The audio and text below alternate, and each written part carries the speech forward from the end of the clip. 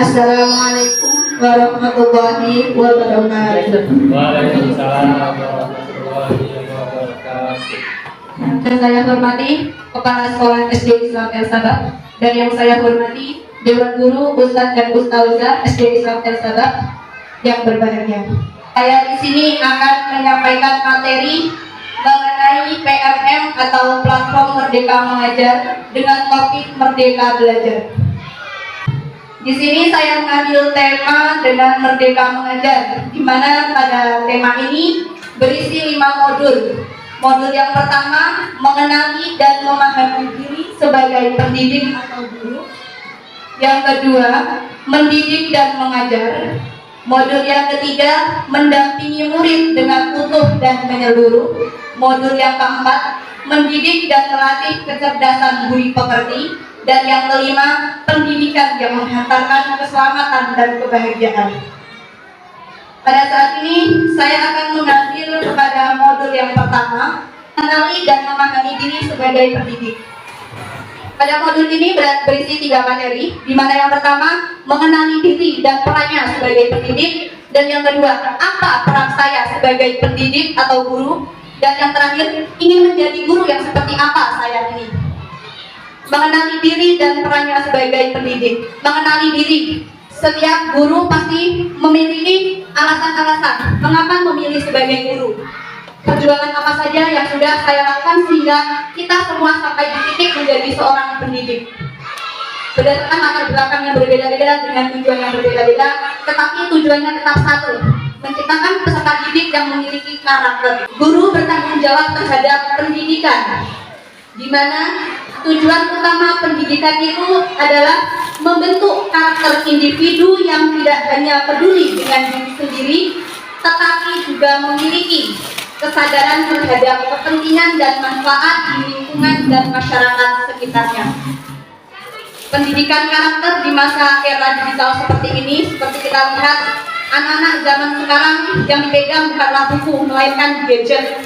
Di sinilah peran guru sangat penting untuk memberikan pengetahuan, pemahaman mengenai baik buruk dari dampaknya dari perkembangan teknologi. Guru harus tetap terus belajar bagaimana bisa menciptakan suasana belajar dengan memasukkan teknologi-teknologi dalam pembelajaran sehingga tercapai tujuan pendidikan tersebut. Kemudian selanjutnya, apa peran saya sebagai guru? Guru perlu menyelaraskan sebagai guru dan relevan dengan konteks murid dan zaman. Menyelaraskan di sini dimaksudkan menyeimbangkan antara guru dan murid. Guru harus bisa menjadi teman untuk murid, tetapi tetap ada batas-batasan, di mana kita harus bisa menjadi teman untuk murid, sehingga menciptakan suasana belajar yang nyaman, menyenangkan, sehingga tidak menimbulkan pembelajaran yang kesannya sangat membosankan. Dan yang kedua, guru membekali murid dengan pengetahuan, terus belajar mendampingi murid, memahami untuk mencapai tujuan belajar. Seperti yang kita bahas tadi tentang perkembangan era digital. Era digital sini guru harus memiliki kemampuan adaptif atau adaptasi. Guru harus bisa mengikuti perkembangan teknologi. Zaman kita sekolah dulu, mungkin kita cuma monoton belajar, suruh membaca buku, kemudian mengerjakan soal, dijelaskan seperti itu. Nah, sekarang zamannya sudah berbeda. Anak-anak itu sudah bisa berselancar dengan bebasnya mencari apa yang mereka inginkan, hanya lewat melalui sebuah genggaman. Disitulah peran guru masih tetap perlu diperlukan untuk mendampingi anak-anak. Karena jika anak-anak dibiarkan saja berselancar mencari informasi hanya dalam suatu genggaman, HP itu tidak akan memberikan manfaat yang seutuhnya kepada peserta didik, sehingga guru masih harus terus mendampingi dan memahami peserta didik dengan memberikan pembelajaran yang menyenangkan, menggunakan media pembelajaran yang menggunakan perkembangan teknologi di era digital seperti saat ini. Kemudian yang ketiga, ingin menjadi guru yang seperti apa saya ini? Di sini kita pasti sudah pernah mengalami pendidikan yang dari SD, SMP, SMA atau SMA, bahkan pondok pesantren. Pasti kita memiliki guru favorit. ada guru favorit dan ada guru yang mungkin tidak disukai. Dari situ saya belajar flashback ke masa lalu. Saya dulu waktu zaman sekolah memiliki pengalaman yang menyenangkan, di mana saya memiliki guru yang bisa menghargai murid, bisa memahami murid. Jadi tidak hanya yang menempatkan kepada saya ini guru kamu, kamu harus menghargai saya, kamu harus melaksanakan apa yang saya perintah. Tidak, tapi beliau bisa menempatkan, dia bisa menjadi seorang guru, bisa menjadi seorang teman, menempatkan dirinya. Jadi menciptakan pembelajaran yang menyenangkan, murid menjadi lebih dihargai, lebih dipahami, mereka menjadi berani di sini dalam hal mengembangkan potensi diri yang mereka miliki.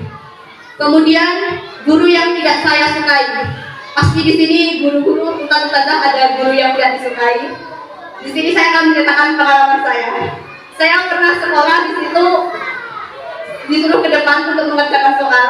Jujur saya belum paham sehingga saya tidak bisa. Di situ secara tidak langsung dimarahi sampai ada kalimat-kalimat yang mungkin membuat kita sakit hati, kecil hati. Disitulah saya berpikir, saya tidak akan, jika saya menjadi seorang guru, saya tidak akan melakukan apa yang pernah saya alami, karena itu berdampak sekali kepada kepribadian. Bagaimana saya saat belajar dengan guru tersebut, saya merasa kok ini jamnya lama sekali ya, kapan ya selesainya, kapan istirahatnya, karena suasana belajar tidak menyenangkan. Guru tidak bisa menempatkan tugas-tugasnya, tidak bisa mengayomi. Saya tidak akan, jika saya menjadi seorang guru, saya tidak akan melakukan apa yang pernah saya alami, karena itu berdampak sekali kepada kepribadian. Bagaimana saya saat belajar dengan guru tersebut, saya merasa kok ini jamnya lama sekali ya, kapan ya selesainya, kapan istirahatnya, karena suasana belajar tidak menyenangkan. Guru tidak bisa menempatkan tugas-tugasnya, tidak bisa mengayomi murid dalam pembelajaran, sehingga murid tidak merasa nyaman, tidak merasa bahagia dalam pembelajaran. Disitulah saya belajar menjadi seperti guru apa yang akan saya inginkan nanti. Jadilah guru yang bisa mengayomi peserta didik, bisa menghargai peserta didik dengan baik. Kemudian guru digugu dan ditiru. Guru tidak hanya mengajarkan materi, tetapi tingkah laku, tutur kata, dan cara mengajar guru akan membekas dan membentuk murid. Itulah guru tidak hanya mengajari materi, tetapi tingkah laku. Saat kita ingin anak-anak menghargai kita, harusnya kita sebagai guru bisa menghargai murid-murid. Guru tidak hanya memberikan perintah, nak jangan buang sampah, nak pakai sepatu, sedangkan gurunya tidak memakai sepatu, buang sampah sembarangan. Itu contoh kecil. Kemudian tutur kata. Di zaman digital ini kita lihat anak-anak sudah menggunakan bahasa-bahasa gaul, bahasa-bahasa anak zaman sekarang, zaman-zaman kece sekarang ini. Tutur kata itu diperlukan saat kita sebagai guru harus memberikan contoh bagaimana penggunaan bahasa Indonesia yang baik dan benar, tidak mengikuti bahasa-bahasa gaul atau bahasa-bahasa lain. Cara mengajar guru membekas pada siswa. Seperti cerita saya tadi, bahkan sampai saya sudah umur berapa ini, saya masih mengingat bagaimana cara guru saya dulu mengajarkan kita di sekolah. Pesan saya di sini, tugas guru bukan membuat murid sempurna, tetapi membantu mereka menjadi lebih berguna dengan menjadikan murid memiliki karakter yang bagus, kepribadian yang bagus, sehingga terciptalah generasi-generasi emas di masa depan sebagai generasi penerus bangsa. Mungkin hanya itu yang dapat saya sampaikan, kurang lebihnya saya mohon maaf. Saya akhiri, wassalamualaikum warahmatullahi wabarakatuh.